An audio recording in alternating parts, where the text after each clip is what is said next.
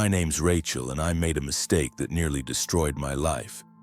I'm a freelance graphic designer, 26 years old, and I was struggling to find work last summer.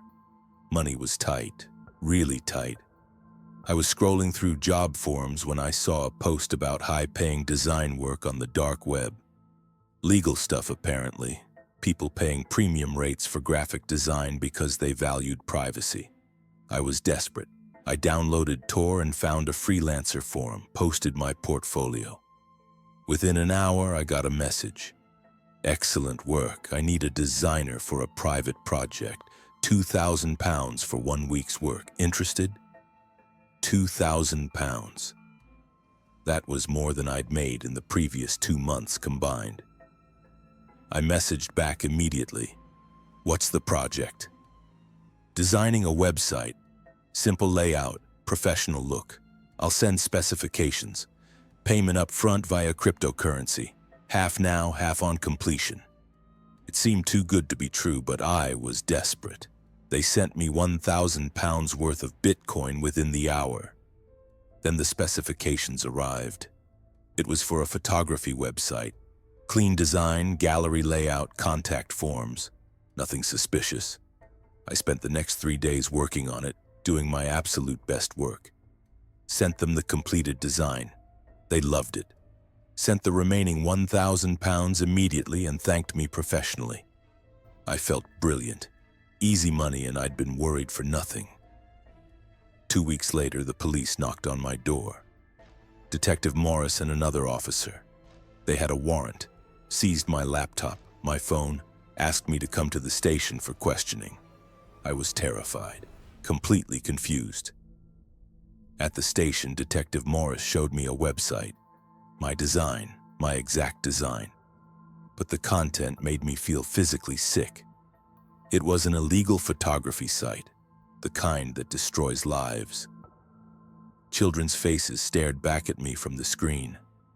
I didn't know, I kept saying over and over. I just designed the layout.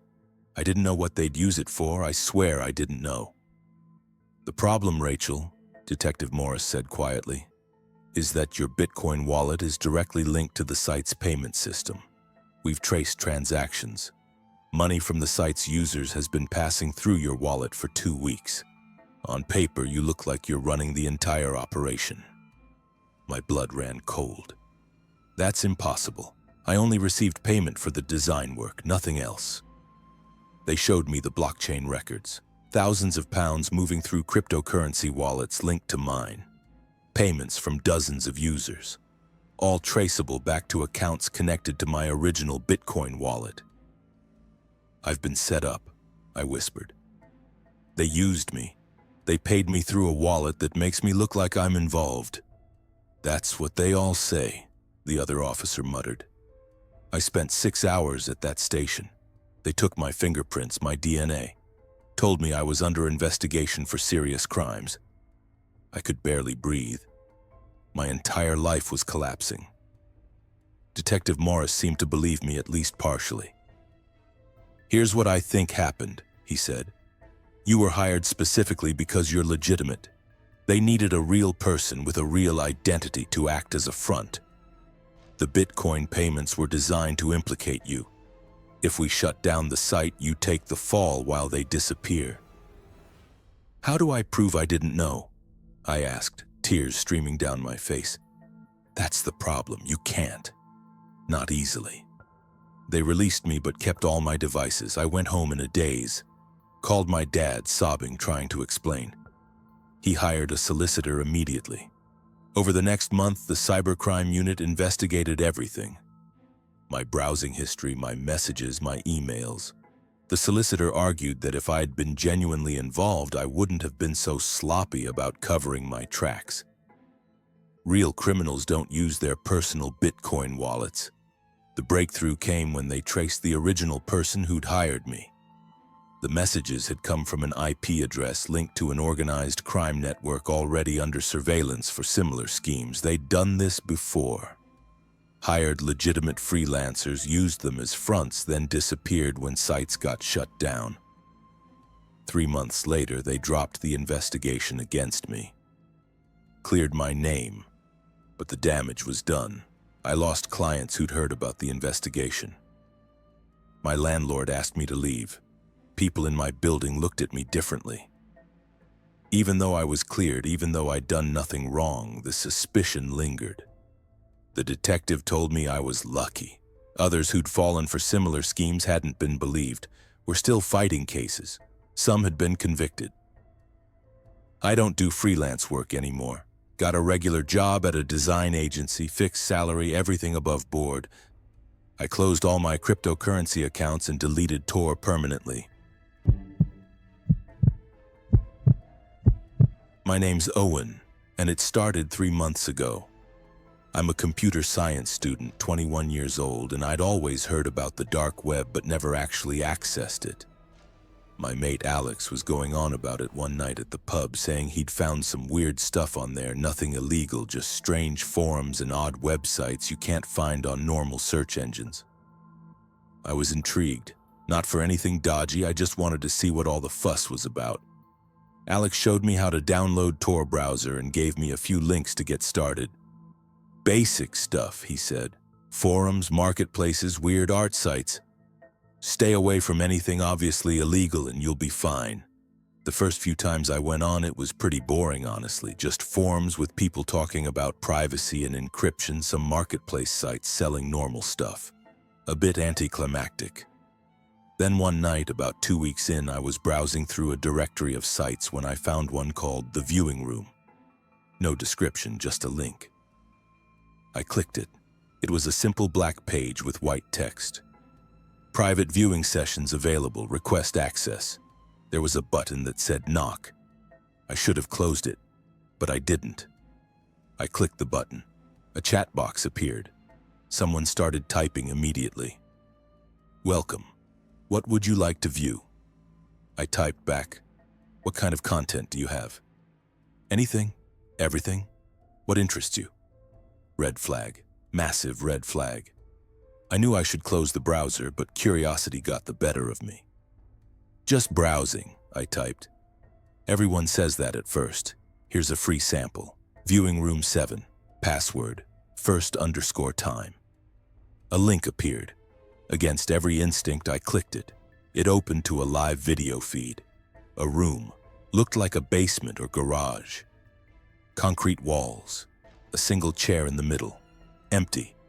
A timestamp in the corner showed it was live. Current time. I watched for about 30 seconds. Nothing happened. Just an empty room. Then text appeared at the bottom of the screen. Room is occupied 3 to 4 a.m. GMT. Come back then. You'll want to see this. I closed it immediately and shut down my laptop. My hands were shaking. What the hell was that? What happened in that room at 3 a.m.? I told myself to forget about it, delete Tor, pretend I never saw it, but I couldn't stop thinking about it. That empty chair, that concrete room. What were they showing? 2 days later, at 2:45 a.m., I found myself opening my laptop. I told myself I'd just check quickly, see what the fuss was about, then never go back. I accessed the viewing room at 2:58 a.m. The feed was still just an empty room. The chair, the concrete walls. Then at exactly 3 a.m., a door opened off camera and someone walked in. A man in a balaclava. He was dragging something. No, someone, a woman, looked mid-20s, bound and gagged, clearly terrified. My blood went cold. This was real. This wasn't some horror film or fake stream. This was actually happening right now somewhere in the world. I should have called the police immediately. But I was frozen, unable to look away. The man tied the woman to the chair. She was crying, shaking her head, trying to scream through the gag. Then text appeared on the screen. Enjoying the show, Owen? My heart stopped. They knew my name. How did they know my name? More text appeared. Surprised? You think you're anonymous? We know exactly who you are. We know where you live. 23 Hartley Road, flat 3B, Leeds. That was my address. My exact address. You have two choices, Owen. Keep watching or we'll assume you're not interested and we'll have to make this more personal. Perhaps a viewing room closer to home. I slammed my laptop shut, yanked out the power cord, and sat there in the dark, breathing hard. They knew who I was. They knew where I lived. What the hell had I stumbled into? I didn't sleep that night. I kept the lights on, checking the door locks every 20 minutes. At 7 a.m., I went straight to the police station. The officer I spoke to was a detective named Sarah Chen. I told her everything, showed her my laptop, explained about the dark website, the viewing room, the threats. She took it seriously, thank God. Took my laptop for their cybercrime unit to examine. She explained that these sites exist, that they're increasingly common, and that they work by terrifying people into silence. The woman in the video, I asked, was she real? Do you think she's... We'll investigate, Detective Chen said. But Owen, you need to understand something. A lot of these streams are elaborate fakes. They use AI, actors, special effects. They're designed to look real to scare people like you. The threats are real, though. They do have your information, probably pulled it from your IP address or laptop metadata. Over the next few days, cybercrime traced the site. It had been taken down within hours of my visit, relocated somewhere else. But they found something important. The live stream I'd watched had been a recording, played on loop. The same footage shown to hundreds of people, personalized with each viewer's details to make them think it was live and that they were specifically targeted. The woman in the video was an actress, found safe in Romania, who'd been paid to participate in what she thought was an art project.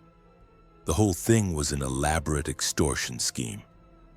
Once people watched, they'd receive messages demanding payment to keep quiet about what they'd seen, threatening to report them to police for viewing illegal content or threatening their families. Dozens of people had paid thousands of pounds to these criminals. I was lucky. I'd gone to the police immediately instead of paying. I deleted Tor, formatted my laptop completely, changed all my passwords and my phone number.